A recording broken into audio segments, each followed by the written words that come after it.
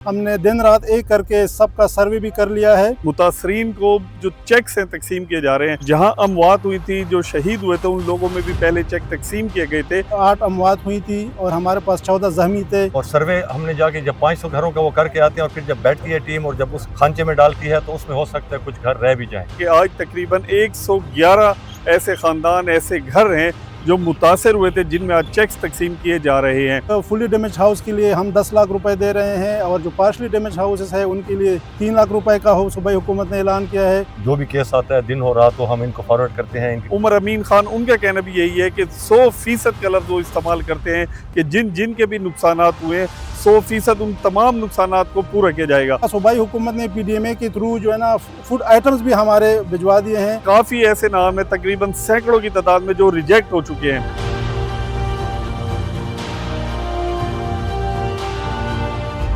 जैसा कि आप सबको मालूम है कि रिसेंटली जो यहाँ पूरे खैबर पख्तूनख्वा में बारिशें हुई थी, उनमें डी खान में भी कुछ नुकसानात हो गए थे, लेकिन वज़ीर आला खैबर पख्तूनख्वा की सरबराही में उनके हिदायत के मुताबिक हमने दिन रात एक करके सबका सर्वे भी कर लिया है।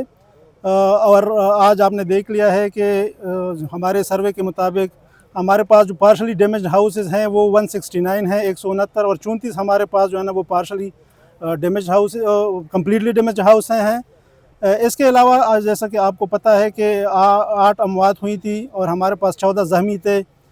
तो प्रोविंशियल गवर्नमेंट के हिदायत के मुताबिक फुली डैमेज हाउस के लिए हम 10 लाख रुपए दे रहे हैं और जो पार्शली डैमेज हाउसेस है उनके लिए 3 लाख रुपए का सूबाई हुकूमत ने ऐलान किया है। जो लोग जिन लोगों की अमवात हुई हैं उनके ख़ानदान को हम 20 लाख रुपए दे रहे हैं सूबाई हुकूमत की तरफ से, और जो लोग जख्मी हुए हैं उनको 5 लाख।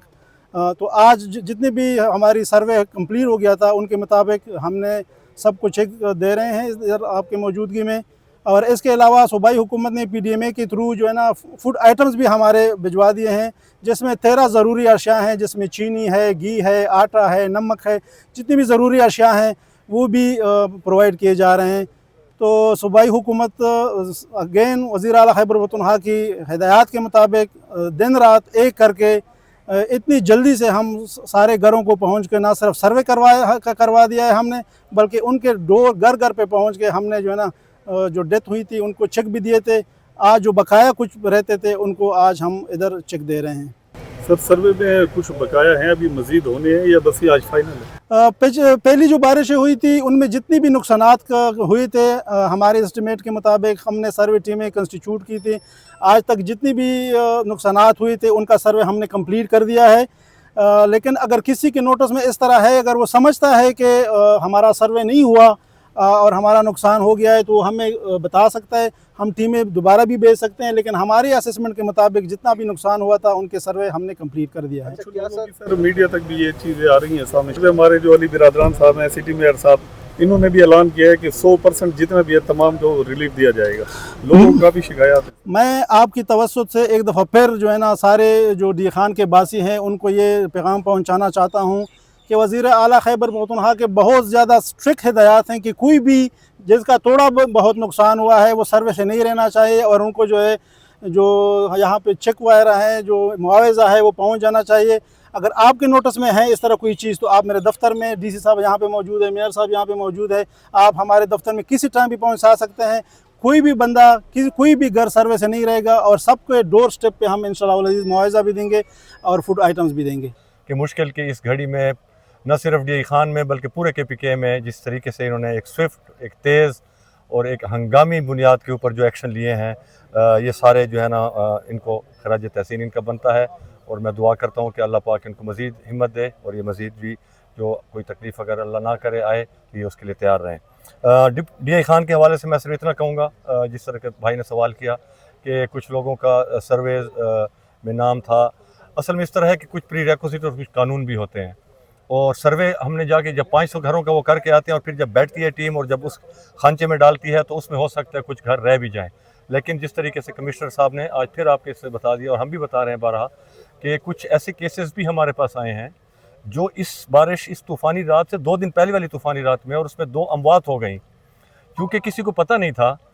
और वो जब ये ऐलान हुआ और 24 घंटे के अंदर अंदर पैसे लोगों के घरों में पहुँच गए तो उन लोगों को उस वक्त जाके पता चला कि यार इसके तो कुछ मिल रहा है हमें।